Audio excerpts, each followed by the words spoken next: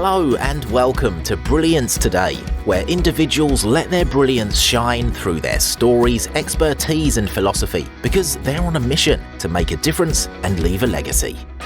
Introducing Brenda Dempsey, publisher, speaker and TV presenter. Get ready to be inspired. Hello and welcome to Brilliance Today, the podcast where we are surrounded by brilliance. And you are in for a treat.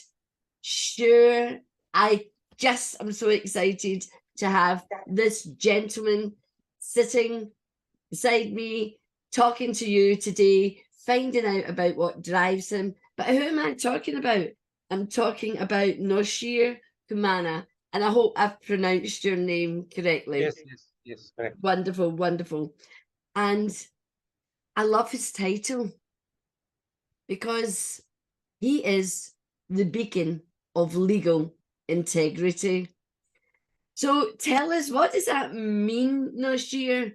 What is a beacon of legal integrity?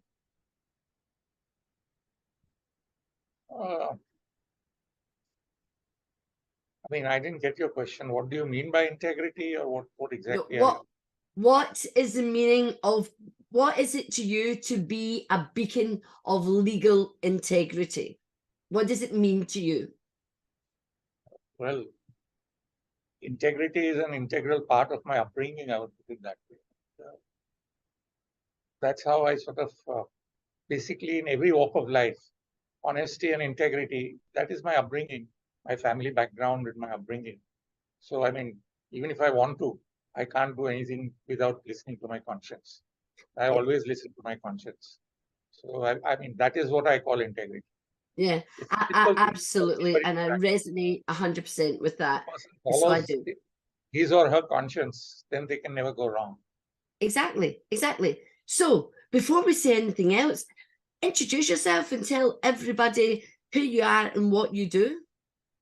Well, basically, I'm a solicitor. I've completed about 41 years in my profession. And I mainly practice on the civil side.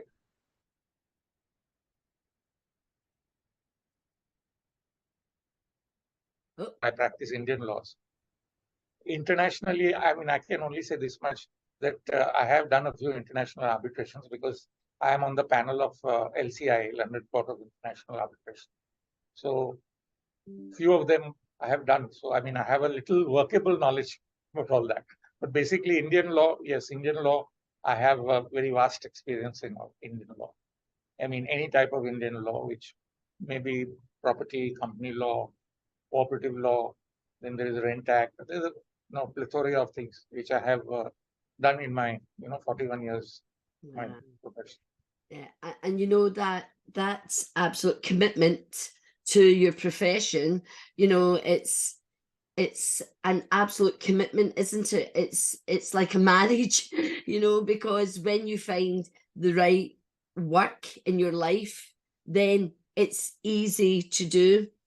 Now, I have read that you are a tiger in the rat race.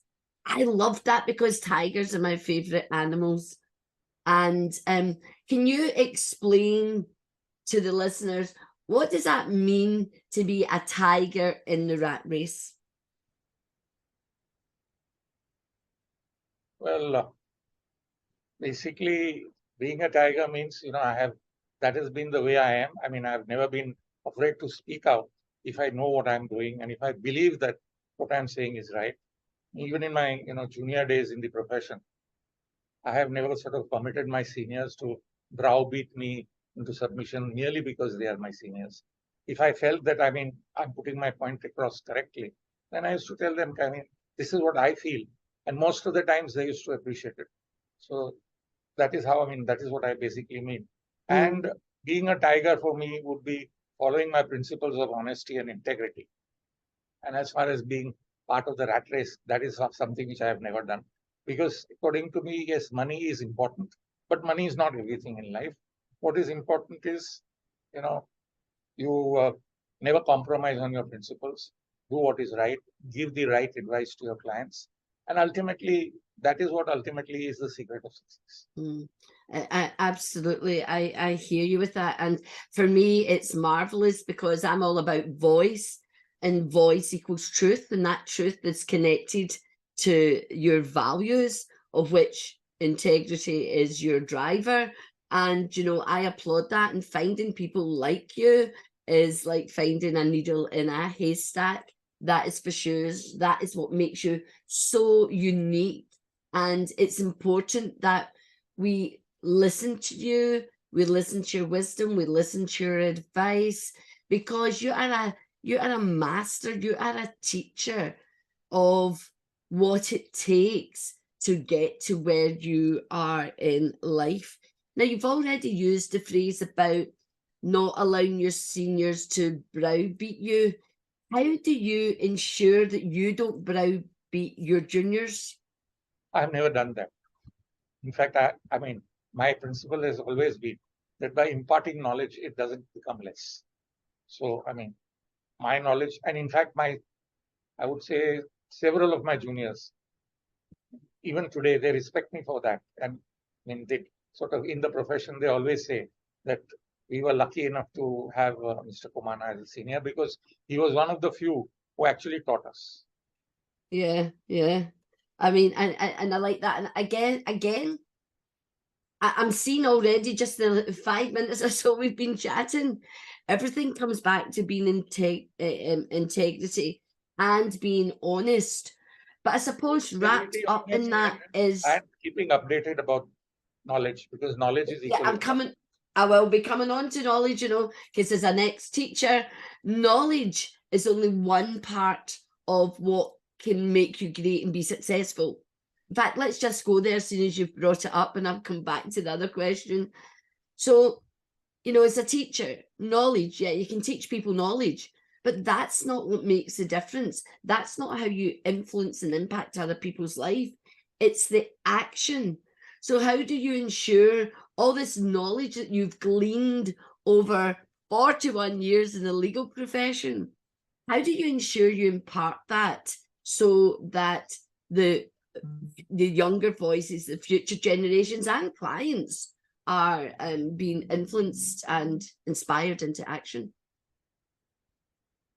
I mean, as I said earlier, so, I mean, I am one of the few seniors who have never sort of looked down upon my junior, because I personally believe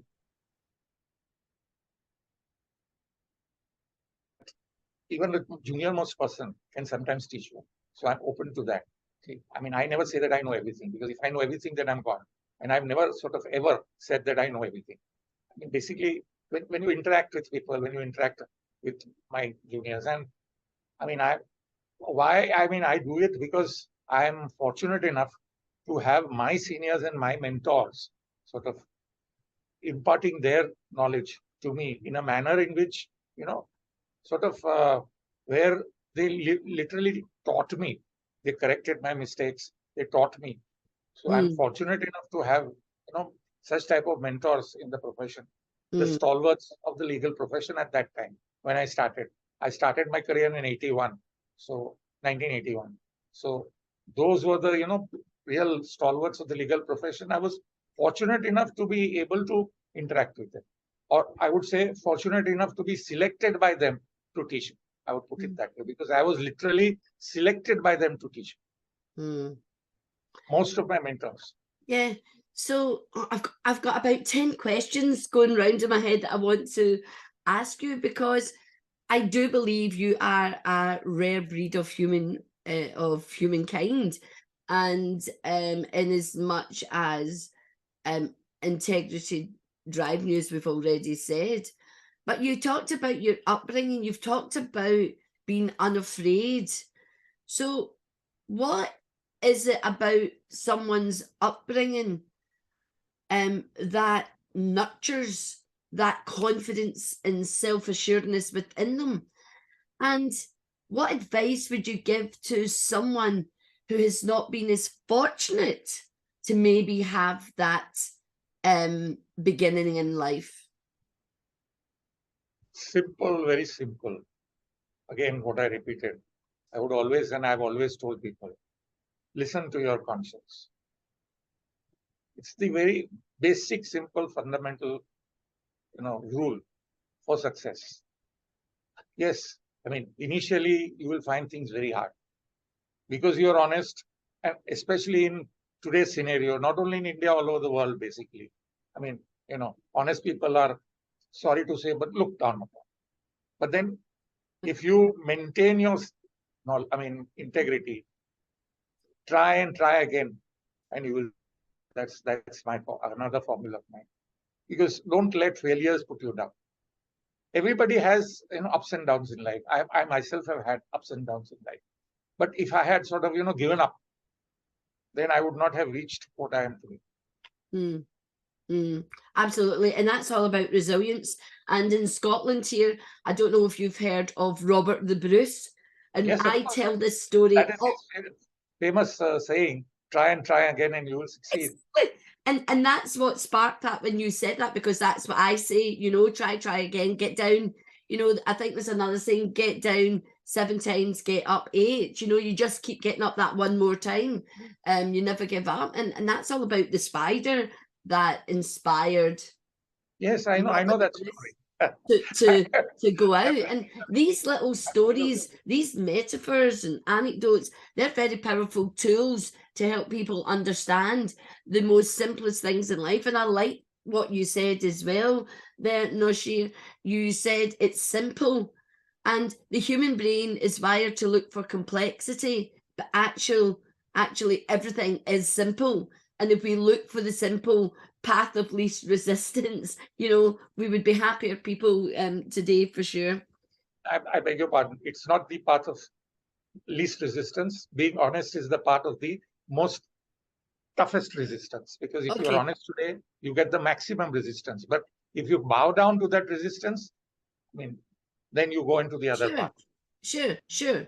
But the point I was making is about the simplistic, creating that path. But we get challenges, so some things happen outside of our control. It's how do we respond to them, not even react. A response is a conscious decision of what action you're going to take, rather than let the emotion drive you. But I want to ask you, I also read a little bit about, you talked about luck.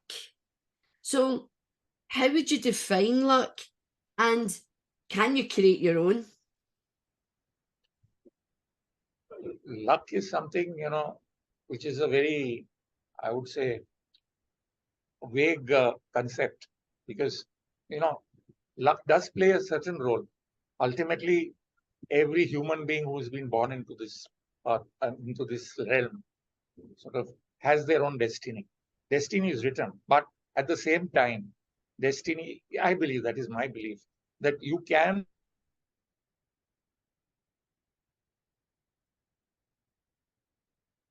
destiny if you believe in yourself, if you follow your conscience and follow the path of righteousness. I absolutely, for sure. It's so important to listen to that little voice inside your head that says, yes, do it. And you have to train yourself to listen to that conscience, because some people don't hear it loud enough. And it's about quietening all the noise that goes on inside your head, and doing that. So what advice would you give to someone to help them hear that voice of conscience more loudly? Conscience, sorry. You don't need any effort. It is always there with you. It's up to you whether you listen to it or you don't listen to it. That is in nobody's hands. Nobody can force you to either listen to it or not listen to it. It's up to the individual. Like, I would say, the Creator has created us with free will. What is free will? Free will is your conscience. So it tells you this is right, this is wrong. But ultimately, it's up to you which path you want to follow. And believe me, the path of righteousness is not an easy path. No. It is definitely not an easy path. Yeah. But then if you sort of have that steadfast belief that yes, whatever happens, I will not sell my integrity. I will not be dishonest. That's up to you. Up to each individual have to take that. Absolutely. And that all goes back to integrity as a value. I think we said that at the top of this conversation. And, you know, one of the things when I work with my clients, we don't do a single thing until we look at values, vision, and mission, because we have to be conscious of those values. And it's quite incredible when you speak with people and you ask them, what's your value? What are your values, and what's your negotiable, your non-negotiable value? Of course, yours is integrity and honesty. We've heard that. You know, and integrity is mine, non-negotiable. But how would you? What advice would you give to someone who wants to understand their values? How would you tell them to go about listening to those values and finding out what they are, because they're different for all of us? As far as my personal experiences, I can only, there have been people who sort of come with all sorts of fancy ideas and things like that. But as far as I'm concerned, I mean, I'm talking strictly as far as my profession is concerned, not the personal life, etc., because that is a very separate issue. As far as my profession is concerned, because I update my knowledge, I know what I'm talking about. So when they try to, sort of talk all these hanky-panky things, this way, that way, we'll do this and we'll do that, and this result will come and that result will come. I just tell them, please don't try to talk all this with me. I know what you are trying to do, and I know the law. So according to me, this is wrong, and this does not happen. Even my clients, see, clients today, unfortunately, they want results with wrong inputs. You understand what I'm trying to say? Yes, I do. Results is one thing, but results with wrong inputs don't work. No. So I tell my client very clearly that, look, this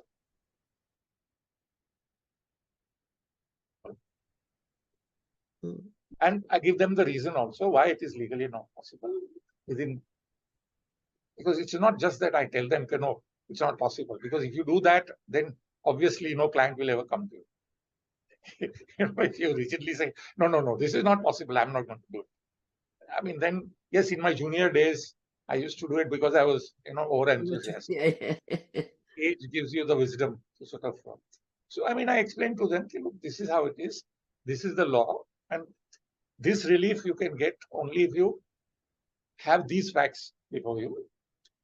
What type of reliefs to go for, all that. I mean, if you explain to them, at least most of my clients understand. There are some of them who, then I tell them, look, this is my advice to you. If you want to do it in the way I want, I mean, I'm advising you to do it.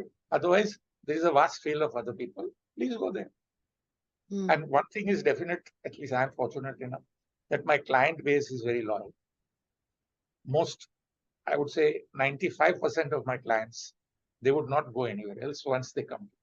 Because they know that this is the place where they're going to get proper, honest advice with proper results. That's it. You've hit the nail on the head. And in my Scottishness, I call that being raw and real. And that means honest and driven by that integrity, because why try and sugarcoat anything? Tell them how it is.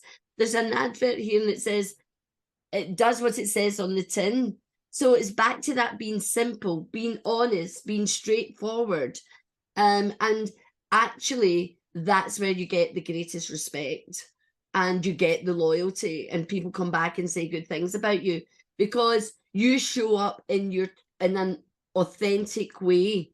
And I think in this world today, we need more people, and that's why I call it brilliance.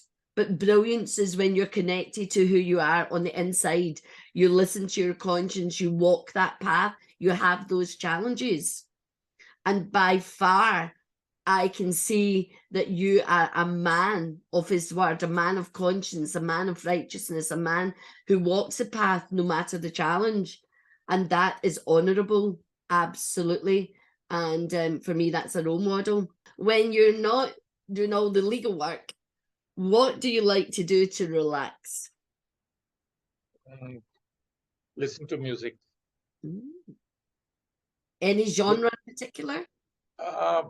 Well, pleasant music, but I prefer, classical, because right from my childhood, sort of, I've been, hearing it. My grandmother's time, she used to, put it. So I'm fond of classical. English classical, not English classical. Oh yeah, I was going to ask in particular. Do you have a favorite? Do you have a favorite track? Is there something that you really love when you hear it? It just uplifts you and just transports you to another place. Well, listening to certain opera music like Carmen. Yeah. Is that march which is there, it's very lively. Yeah. And it's the passion, isn't it? It's the passion, and we need passion in our life. I like Debussy, and I like, classical fleur-de-lis, all of these are just beautiful, transport you to different worlds. And even some marches which are, they are my favorite, because they are full of life. Yeah. When I used to teach, when I was teaching writing and things like that, I used the Mozart effect. So we would use Mozart, because Mozart's big study around Mozart and how it's used to help cognition. And it's amazing. I used to teach this class of kind of boys who were boisterous, and they didn't embrace learning, and yet they loved when we put on, we would darken the room, put on a light, a candle. You were allowed to in those days, and we would put on Mozart and music that helped them with their learning and to write. And they would say, "Miss, are we doing this next week? Are we doing this next week?" So music can transport you, whatever genre, whatever you like to listen to. It's the power of music is phenomenal as far as I'm concerned. I love music. We're all singers. That's why I said. Yeah. Especially if you are sort of down in the dumps sometimes. Exactly. And when you put good music, automatically your spirits are uplifted. Now, can I ask you another personal question? Do you like to dance to the music at times? Because that's a good energizer. I used to, but now, because of I'm 70 now, so wow. I used to, yes, once upon a time in my younger days, I loved to dance. Yeah. And I've got sort of leg problems, I've got a bit of arthritis. Of course, that we can all do. Yeah, we can all do. This is the kind of dancing, boogie in your seat, that of course is there. But actually, doing the dance is a little difficult. But I do come into the spirit. Yeah, that's wonderful. It's wonderful. It just changes us. So, last question for you. Well, it might be the penultimate one, actually. Do you have a story that really inspires you, that helps you keep going? It could be a metaphor, it could be a personal story, it could be something, but stories, we love stories, and we're great storytellers, and we use them for such impact to change people. What story is it that you really love? That's again.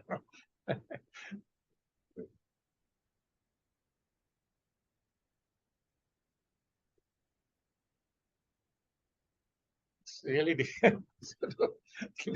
I don't put you on the spot, but sometimes there's one. So like I told you about Robert the Bruce, that's one I use all the time when I'm talking about resilience and talking about keeping going. I try not to say never give up, because never's low vibrational energy. So I talk about keep going. So I do use Robert the Bruce story a lot.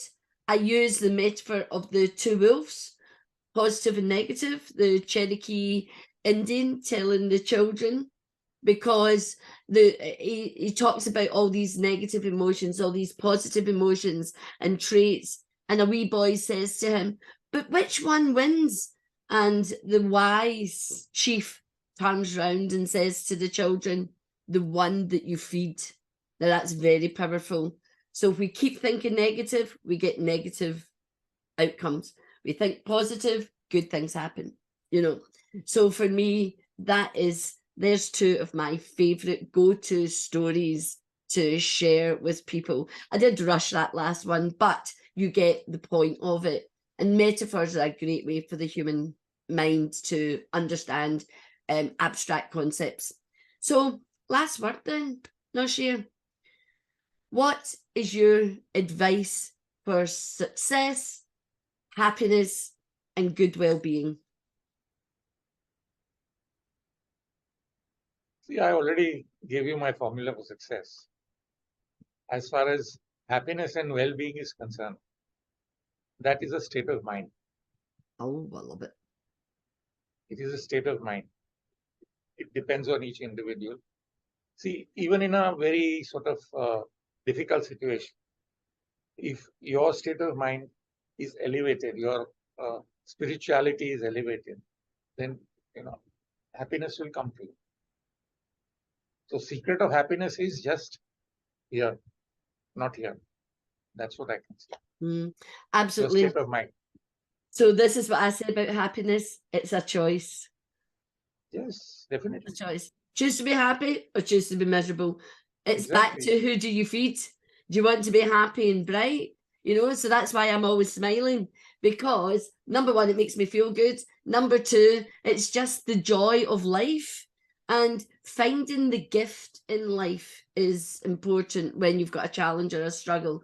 There's always a gift, but choose happiness. Choose to do it with a happy mood. Choose it to do with a happy heart, and your soul and everything else will thank you for it. And can I just put one more thing? Yeah. That is my personal this thing. When you give rather than take, happiness comes when you give rather than take. I would put it that way. You see, these are all amazing, simple things that we can all choose, but for some reason, they elude us because we don't make that choice. We don't listen to the conscience that you said. And that's important. We don't hear people talking about conscience too much today. And I'm really glad that you've brought that back up, is listening to our conscience and actually taking action based on it rather than just shutting it out, So, Noshir, thank you very much for your time today. I really appreciate you giving it to us. And you can see we've been surrounded by brilliance today. Thank you very much. I hope you've enjoyed this episode. Of course I have. Of Brilliance. It was a pleasure talking to you. Meeting a person as, I would say, knowledgeable, honest, having sort of similar qualities, so which nowadays it's very rare to see. Thank you very much, and namaste. And I'm not that much younger than you, actually. So until the next time, this is Brenda saying, be brilliant. Much love, and to the poo. That's it for this episode of Brilliance Today. Thank you so much for listening. Please don't forget to subscribe and leave a review. For more information or to contact Book Brilliance Publishing, visit bookbrilliancepublishing.com. And remember, do different. Be brilliant.